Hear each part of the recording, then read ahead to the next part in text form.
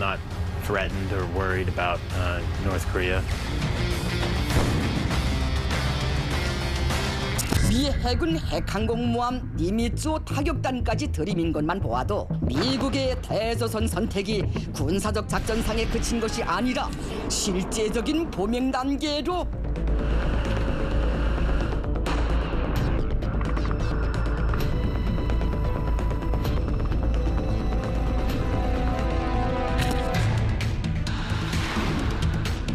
미군의 전략자산이 한반도에 전개가 되면 과거에 북한의 지도부들은 숨었습니다.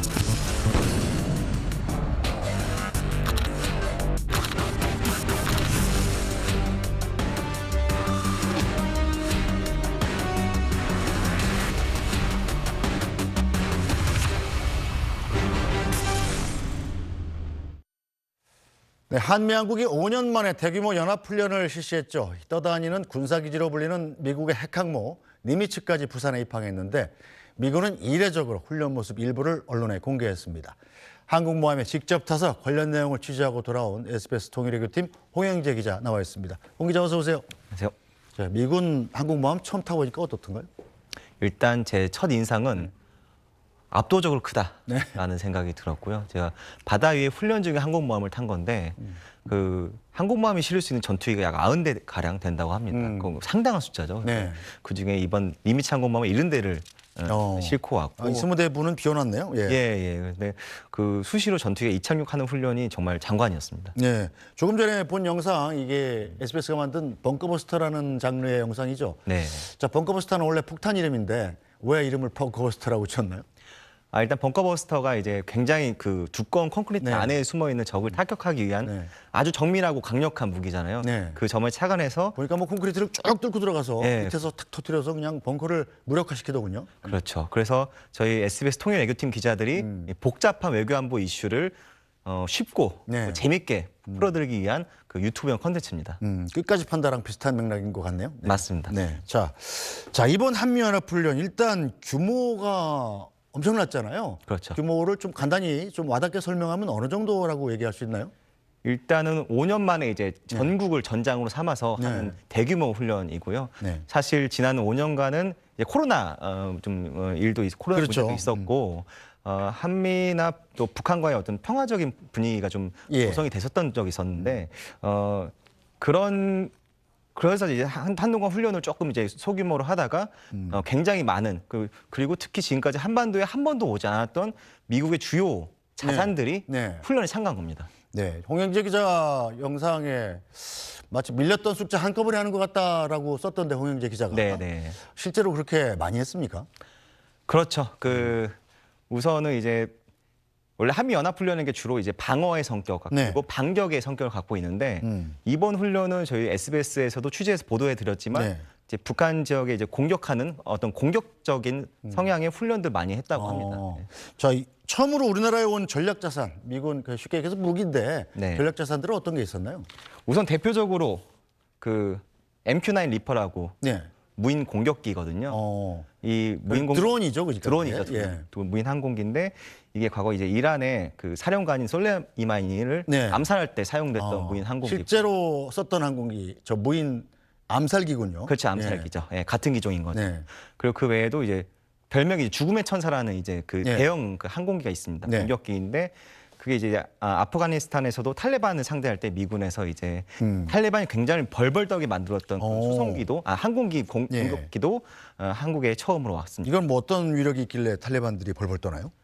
이거 이제 지상에 있는 적들을 예. 향해서 무차별적으로 이제 포격을 할 수 있는 그 항공기거든요. 네. 그래서 이제 그 숨어 있는 적들 탈레반들을 이제 무차별적 포격했던 거죠. 자, 니미츠 항공모함, 이 미국 항공모함 가운데서도 가장 큰 거죠, 이게. 그 니미츠급 항공모함이 이제 가장 큰 거는 최근에 이제 제럴드 포드급이라고 예. 조금 더 그 규모가 확대된 이제 항공모함이 신형이 나왔거든요. 예. 근데 니미츠급 항공모함은 어쨌든 전 세계에서는 이제 가장 큰 항공모함 중에 하나라고 네. 할 수 있죠. 지금 나오시는 거 보시겠지만 길이가 뭐 332m에 네. 축구장 3배 넓이다. 제가 타보니까 축구장 3배보다 더 넓은 것처럼 느껴지긴 하더라고요. 그렇겠죠. 네. 자, 승선은 인원이 6천 명인데 저 안에서 기를 잊어먹는 일도 있다고 그래요. 탈영도 발생하고. 실제로 예. 제가 이제 우리 기자들 위한 공간이 있었고 네. 화장실이나 어떤 다른 곳 장소를 왔다 갔다 하기 위해서 이제 승조원의 이제 도움을 받아서 왔다 갔다 네. 했는데 그분도 실제로 길을 잃으시더라고요. 헷갈리시고. 예, 예. 헷갈리시고 옆에 가던 그 다른 승조원께 물어보고. 예, 어디냐고. 네. 그 쉽게 얘기해서 작은 소도시 하나를 갖다가 실어놓은 것 같고 이 항공기를 전투기가 90대가 들어간다는 건 사실은 웬만한 나라의 전체 공군력하고 뭐 거의 맞먹는다 이렇게 볼 수 있는 거 아닙니까? 저도 좀 자료를 찾아보니까 대한민국의 국방력 6위 정도 된다고 하더라고요. 대한민국 갖고 있는 그 항공기가 뭐 420대 정도 아마 2년 전 통계인 것 같은데 이제 미군의 이제 니미츠 항공모함이고 또 다른 그 로널드 레이건의 항공모함까지 포함된 미국의 7함대가 한 350대, 60대를 갖고 있다고 해요. 그러니까 웬만한 이제 대한민국보다는 아니지만 중소국 국가의 공군력 정도는 갖고 있다라고 할 수 있는 거죠. 자, 이제 니미참 일부를 우리 미국 쪽에서 언론과 시민들한테 공개를 하지 않았습니까? 네.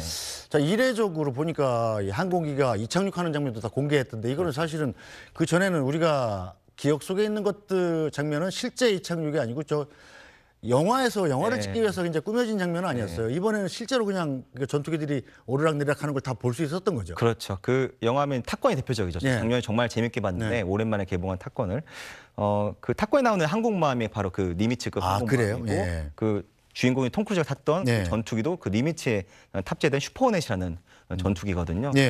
사실 미국이 이걸 실제적인 훈련을 공개한 건 6년 만이라고 하더라고요. 그 메시지가 확실한 거죠. 이제 실제 훈련은 우리가 이렇게 그 제주 남방 공해상에서 훈련을 한 건데 우리가 언제든지 한반도 유사시에 이런 항공모함을 투입해서 즉시 전력이 전개 가능하다는 걸 보여준 거죠. 이제 저걸 누구 보라고 저렇게 보여줬는지는 대충 짐작은 갑니다. 그죠? 네.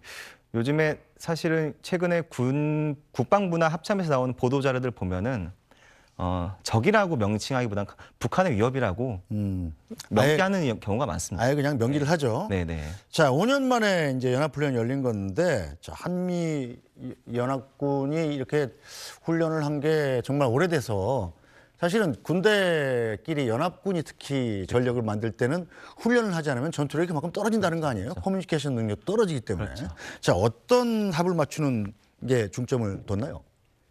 일단은 이제 그 전쟁을 유사시를 대비한 이제 준비부터 실제 어느 곳에 이제 적진을 어느 곳에 설정해서 어떻게 이제 침투하고 타격하고 또 병력을 어떻게 전개시킬 건지 이런 것들을 이제 종합적으로 훈련한 거죠. 지금 화면에 나오는 거 보면 자유의 방패, 전사의 방패, 티크나이프, 삼국 해군 연합훈련 이렇게 나눠져 있단 말이에요. 하나씩 작전 이름을 좀 설명을 해주시죠. 이게 어떤 훈련인지. 이제 자유의 방패는 이번 훈련의 가장 광범위한 이번 훈련 시칭하는 용어고요. 전사의 방패는 이제 자유의 방패에 속해진 개념인데 실제적으로 뭐 장갑차나 아까 말씀드린 니미츠 항공모함 같은 해상 전력들이 실제로 실기동하는 걸 연습하는 게 이제 전사의 방패입니다. 특히 세 번째 보이는 게 티크나이프인데 그건 이제 특수부대들이 했던 훈련이거든요. 티크나이프 이미지가 있는지 모르겠지만 티크나이프라고 그 검색해 보면은 이게 사냥용 칼인데 굉장히 이제 무시무시하게 생겼습니다. 아, 그래요? 네, 칼 모양이. 그래서 근데 흔히 주방기구로 쓰는 티크나이프도 있어요. 그 나무로 해서 치즈나 빵 잘라 먹는 연한 칼인데 그게 또 다른 뜻이 있군요. 그렇죠. 뭐 특수부대들이 이제 그런 칼로 이제 작전을 수행하지 않을 테니까. 그래서 그 티크나이프는 이제 사실 군에서는 그렇게 사용하지 않는 표현이지만 이 훈련 자체가 이제 참수 작전이라고도 참수는 뭐 아주 문자 그대로 해석하면 목을 자른다 이런 뜻이잖아요. 그렇죠. 적의 상정한 적의 지휘부를 제거하겠다 이런 작전인데 이 티크나이프 훈련이라는 게 결국 이제 특수부대들이 적진에 잠입해서 아니면 침투해서 적 주요 인물을 이제 제거하는 작전을 연습한 겁니다. 무시무시하군요. 자, 니미츠 항모가 참가한 게 이게 해군 연합 훈련이고, 자, 그럼 이 니미츠함에 속한 미군의 제1 항모 강습단장 크리스토퍼 스위니 소장의 발언도 한번 듣고 가겠습니다. We don't like to be coerced. I don't think anyone likes a bully. And we are going to sail, operate, and fly wherever international waters allow. And we're going to do that resolutely, and we will continue to do it. And we will continue to assure our allies in the Republic of Korea. 자, 이 스위니 소장이 계급이 어떻게 돼요? 투스타. 투스타. 우리 그렇게 높진 않은데 저 큰 항모의 함장이군요. 항모의 함장이보다는 이제 심일 항모 항모단의 강습단장에 어쨌든 실제로는 그 작전을 수행하는 데 있어서는 그 가장 최고 지휘부인 거죠. 강습단이라고 그러면 뭐 무슨 뭐 가르치는 단 같은 느낌도 드는데 보니까 한자를 제가 찾아봤더니 예. 강하게 습격한다는 뜻이더군요. 네. 그러니까 항모 한 대가 아니고 그 주변에 이게 이 단을 이뤄 가지고 그렇죠. 한꺼번에 이제 강력한 타격을 입힌다 이런 뜻이죠. 항공모함뿐만 아니고 항공모함을 그 도와주고 지원하기 위한 네. 각종 이지스급 구축하면 수양함들이 네. 포함되어 있는 게 이제 11항모 강습단, 항모 네. 강습단이고요. 사실 항모 강습단의 개념이 정말 이제 한 국가의 국방력에 거의 준하는 전투력을 갖고 있는 거죠. 무시무시한 전력이죠. 자, 이 대규모 한미연합 군사훈련이 진행되자 북한이 대대적인 비난전에 나섰죠. 북한 조선중앙TV 내용도 듣고 가겠습니다. 조선민주주의인민공화국을 상대로 광란적으로 감행되고 있는 미국과 남조선 괴뢰 역도들의 도발적이며 침략적인 대규모 전쟁 연습 소동으로 하여 조선반도 지역에 가장 불안정한 안전 환경이 조성되고 있는 엄중한 형세하에서 조선노동당 중앙군사위원회는 3월 16일 대륙간 탄도미사일 화성포 17형 발사 훈련을 단행하도록 했습니다. 미국은 2022년에 들어와 각종 핵타격 수단들을 남조선의 상시적인 배치 수준으로 자주 들이밀면서 우리 공화국에 대한 군사적 압박 수위를 최대로 끌어올리는 한편 일본, 남조선과의 삼각 공조 실현을 본격적으로 추진하면서 동맹 강화의 간판 밑에 아시아판 나토와 같은 새로운 군사 블록을 형성하는 데 골몰하고 있습니다. 자, 북한 조선중앙TV 방송 이 발언을 들었는데 참 이춘에서 오래 간다는 얘기 생각은 드네요. 뭐 김일성이 김정은 총비서가 지금 평양 그 대동강변이 보이는 그 아파트를 선물했다는 거 아니에요? 그런 기사가 나왔던 적이 있죠. 예. 어쨌든 간에 자, 북한이 굉장히 격앙된 말투를 보이는 걸로 봐서 자, 한미연합훈련이 명확히 자신들을 겨냥하고 있다라는 점은 뭐 명확히 한 거죠. 명확하죠. 사실 한미연합훈련이 뭐 이번에 처음 한 것도 아니고 아주 수십 년간 이어져 온 건데 그게 명확히 북한의 생각이 드러나는 게 이제 트럼프한테 2019년에 보낸 김정은 총비서가 트럼프 전 미국 대통령이 보낸 친서가 공개됐거든요. 그 친서 내용을 보면은 한미연합훈련 한다고 하는데 이게 뭐 지구 반대편에 있는 국가를 적으로 가정하고 하는 훈련이겠냐. 북한 우리를 상대로 하는 훈련인 거 나도 알고 있다. 나 죽이려고 그러는 거지. 네, 뭐 이렇게 그래서 직접적으로 물어본 적도 있다고 그렇죠. 그러죠. 그 당시에 이제 어떤 북미 정상회담도 해가지고 좀 유화적인 분위기가 있었는데 한미 연합훈련을 한다고 하니까 김정은 총비서도 굉장히 이제 대외적으로 트럼프 대통령한테 아쉽다, 나도 실망했다라는 친서를 보낸 거죠. 자, 이게 보면 근데 그 전에 하고 북한의 지금 이번의 행동이 좀 달라진 게 보면 한미연합훈련에서 뭐 한국모함 떠서 막 전투기 왔다 갔다 하고 참수작전 벌이고 그러면 사실은 북한 입장, 내가 북한이라고 보면 저러다 그냥 쑥 쳐들어올 수도 있는 거 아니에요? 그렇죠. 그래서 사실은 그전에는 모습을 나타내지 않고 말 그대로 벙커에 숨었단 말이에요. 그런데 이번에는 그냥 대대적으로 공개 행보를 해버렸습니다. 이건 왜 생기는 일인가요? 우선 전 말씀하신 대로 주요 미국의 전략자산 뜨면은 북한 지도부는 이제 동선이 사라지고 진다곤 하더라고요. 근데 이번에 김정은 이제 뭐 총비서가 심지어 딸 주애를 데리고 훈련 미사일 발사 현장을 찾기도 했는데 대내적 메시지 확실히 이런 거죠. 우리는 핵을 이제 실전 배치했고 실전 배치라는 표현을 계속 쓰거든요, 북한에서. 그런데 한국모함이 무섭지 않다. 우리는 너네들의 어떤 그 훈련 연습을 전쟁 연습을 반격할 수 있는 핵수단을 갖고 있다. 자신감을 보이는 행보라고 생각합니다. 지금 화면에 나오는 모습이 바로 이 핵탄두, 핵탄두를 대량 생산하는 모습이다라고 주장을 하면서 내보낸 모습 아니겠습니까? 핵탄두의 일련 번호가 지금 지나갔습니다만, 자, 일련 번호까지 공개를 하면서 실전용이라는 걸 과시를 했는데. 저게 지금 뭐 여러 가지 해석이 있죠. 저 핵탄두 껍데기에 불과한 거다. 아니면 실제로 장착할 수 있는 것일 거다 이런 거인데 어떤 쪽이 맞는 것 같아요? 뭐 껍데기 지금 그러니까 목업일 수도 있고 아니면 실제로 이제 다량 생산해서 표준화 규격화했다 핵탄두를 그렇게 이제 북한은 주장하고 있죠. 이제 다만 이제 한미 당국에서는 이제 공개적으로는 밝히지 않고 있고요. 어떤 재원이나 실제적 능력에 대해서는 유심히 바라보고 있다라는 게 이제 가장 이제 현재로서는 정확한 설명입니다. 자, 북한은 이 핵무기 개발과 관련된 영상을 공개를 하면서 자신감을 과시하고 있는데요. 조선중앙TV 방송 내용도 보고 가죠. 은밀하게 작전 수요계로 자망하여 수중 폭발로 초강력적인 방사능 해일을 일으켜 적의 함선 집단들과 주요 작전항을 파괴 소멸하는 것입니다. 세계 최강의 전략 무기이자 공화국 전략 무력의 핵심 수단인 대륙간 탄도 미사일 화성포 17형이 거대하고 위험 있는 통체를 드러내며 발사 진제로의 기동을 시작했습니다. 적대 세력들을 오직 두 손에 거머쥔 강력한 물리적 힘으로써 엄정히 다스려 나아갈 조선의 굳센 의지가 그대로 응축되어 있습니다. 자, 홍 기자, 북한이 주장하는 게 계속 이제 우리가 개발한 핵무기들 다 실전 배치했다 이렇게 주장을 하잖아요. 그런데 우리가 생각하는 실전 배치라면은 이제 바로 전쟁이 발발했을 때 사용 가능한 무기를 실전 배치라고 하지 않습니까? 그렇죠. 근데 북한 입장에서는 좀 약간 다른 뜻으로 얘기하는 것 같아요. 일단은 이제 전문가들은 북한이 실전 배치했다고 주장하는 건 과장된 좀 주장이라고 보는 것 같아요.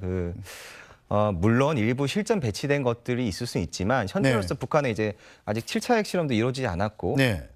정말 이제 각종 탄도미사일에 핵단두를 실어서 네. 쏘아보낼 수 있는 능력을 갖췄는지가 검증이 안 됐다. 하지만 북한은 계속 실전 배치를 네. 하고 있다고 주장을 하죠. 네. 이것조차도 어쨌든 대내적 메시지인 거고 북한 인민들한테도 보내는 메시지인 거죠. 네, 그럼 전문가 의견은 어떤지 전문가 얘기도 듣고 가겠습니다. 보통 정상적인 국가에서 미사일을 개발을 하면 최소 10여 차례 발사를 해봅니다. 근데 북한은 무수산 같은 경우는 시험 발사 하나도 없이 한 번도 안 하고 배치를 했어요. 그래서 무려 8번을 그 초기에 공중 폭발했습니다. 그러니까 북한은 특징은 뭐냐, 일반적인 무기 교류가 달라요. 시험 발사를 해서 완벽하게 성능이 입증이 되면 실전 배치를 하는데 북한은 일단 실전 배치합니다. 그리고 그 다음에 쏴봐요. 그리고 실패하거나 문제가 생기면 수정을 하거든요. 상당히 독특한 개발법인데 우리 같으면 이제 여러 차례 시험을 하고 정말 버튼만 누르면 발사 가능하도록 하는 게 실전 배치인데, 자, 북한 같은 경우는 실전 배치를 하고 그 뒤로 쏴본단 말이에요. 네. 자, 그거는 아무래도 합리적인 추측을 하면 대내에 과시하기 위한 거다, 실질적인 공격이라기보다는, 그런 생각도 드는데 어떻습니까? 그렇죠. 사실은 이제 완성이 안 된 무기를 네. 배치했다가 사고 날 수도 있잖아요. 안전이 그렇죠. 담보되지 못한 행위죠, 사실은. 우리나라 같으면 큰일 나죠, 그거. 그럼요. 예. 예. 네, 북한은 뭐 지휘부의 뜻대로 할 수 있는 국가이니까 이제 확실히 전문가들은 이런 얘기도 해요. 그 북한이 현재 방송이나 어떤 노동신문을 보면 거의 뭐 전쟁 분위기에 가까운 분위기를 형성하고 있다. 그래서 뭐 최근에 뭐 청년들을 자원 입대하는 뭐 146만 명이 뭐 자원 입대하고 있다고 이렇게 하고 있거든요. 네. 그래서 어떤 실전 무기들을 이렇게 주요 곳곳에 포스트에 배치를 했다. 네. 그것도 우리는 준비가 돼 있다. 네. 한미 연합의 어떤 전쟁 훈련에 대해서 준비가 돼 있다는 모습을 계속 보여주려고 하는 것 같아요. 네, 자, 북한이 실제로 뭐 미사일을 굉장히 위협에 효과적이라고 판단하는 것 같은데, 요즘은 이제 이른바 미사일 발사 플랫폼, 네. 그러니까 장소를 여러 군데로 막 나눠서 네. 어디든 언제 저수지에서 쐈다가 기차에서 쐈다 그러잖아요. 이건 왜 그러는 겁니까? 이게 뭐 일반론적으로 분석하면 핵무기를 개발하는 국가들이 당연히 다양한 플랫폼을 가지려고 하는데, 대표적으로 네. 뭐 미국의 경우 이제 ICBM은 이제 지하 사일로에서 발사되고, 그렇죠. 아니면 뭐 B-50H 같은 전략 폭격기 공중에서 투발되는 네. 경우도 있고요. 네. 근데 잠수함에서 이제 네. 핵무기를 투발할 수 SLBM이라고 하죠, 그건. SLBM이죠. 근데 북한 잠수함도 이제 그 정도의 능력이 되는 잠수함 갖지 못했고, 뭐 미국 정도의 이제 사일로도 아직 건설하지 못한 상황이죠. 사일로 같은 걸 건설하려면 이제 돈이 많이 들잖아요. 돈이 엄청나게 많이 사실은. 들죠. 하지만 저수지에서 쏴보고 뭐 기차에서 쏴보고 하는 게 예. 언제든지 이제 한미 연합이 예상치 못한 곳에서 네. 발사가 가능하다는 거를 보여주고 싶은데, 전문가들도 이게 그닥 유효한 방법은 아니라고 하더라고요. 이제 북한은 또 철도망도 약하다던데, 철도망도 약한데 거기서 기차로 이동해서 쏘면 좀 위험하기도 위험하고. 그럼요. 그리고 뭐 한미 전략 자산이 다 인공위성이나 여러 있는데, 예. 감시 자산을 보고 있겠죠. 예. 자, 북한의 핵무기 개발이 완성 단계가 아니라고 하지만 우리 입장에서 신경이 쓰이죠. 특히 북한이 핵을 전쟁 억제 수단에 국한하지 않고 먼저 쏠 수 있다고 선언을 했는데, 자, 북한 김정은의 발언도 듣고 가겠습니다. 오늘은 핵무력 정책을 법적으로까지 완전 고착시키는 역사적 대업을 이룩하였습니다. 이번에 국가 핵무력 정책을 법화한 것은 공화국 정부의 자주적 결단과 견결한 국권 수호, 국익 사수 의지에 대한 더욱 뚜렷한 과시로 됩니다. 우리의 핵무기는 건국 초기부터 세계 최초의 핵 사용국이며 세계 최대의 핵 보유국인 미국의 핵 공격을 받아온 우리 공화국이 자기 존엄과 안전을 굳건히 수호하고 핵전쟁 위협을 완전히 제거하기 위하여 수십 년간의 간고하고 피 어린 투쟁으로 마련한 억제 수단이고 절대 병기입니다.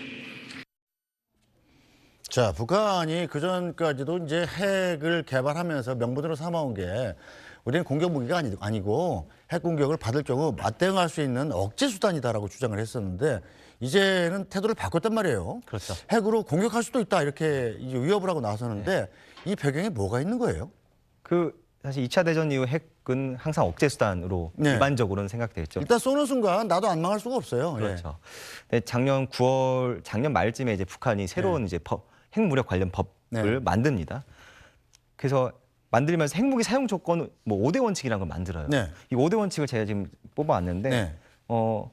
북한에 대한 핵무기 공격이 임박했다고 판단되는 경우 아니면 지도부에 대한 위협이 임박했다, 핵 공격이 네. 이런 경우도 있는데 그 마지막으로 가면은 기타 뭐 국가의 존립과 인민의 안전에 위기를 초래할 수 있는 경우 사실상 이거 모든 내 경우 맘대로 할 수 있다는 얘기네요. 모든 경우를 상정할 수 있는 거예요.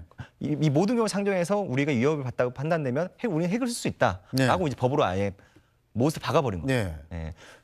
뭐 북한 체제상 법이 무슨 필요가 있을까 싶기도 한데 위협을 더 도를 높이는 이유는 뭔가 좀 바라는 게 있는 게 아닌가 이런 생각도 듭니다.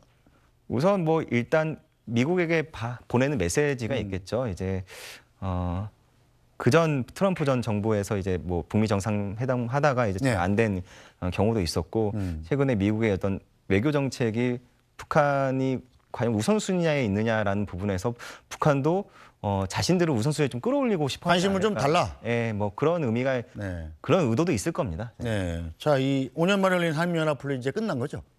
네, 일단은 4월 초로 어느 정도 마무리가 됐습니다. 네. 근데 이제 한미동맹이 올해 70주년 아닙니까? 6월 달에 이 70주년 맞아서 다시 한번 큰 훈련이 있을 거라고요?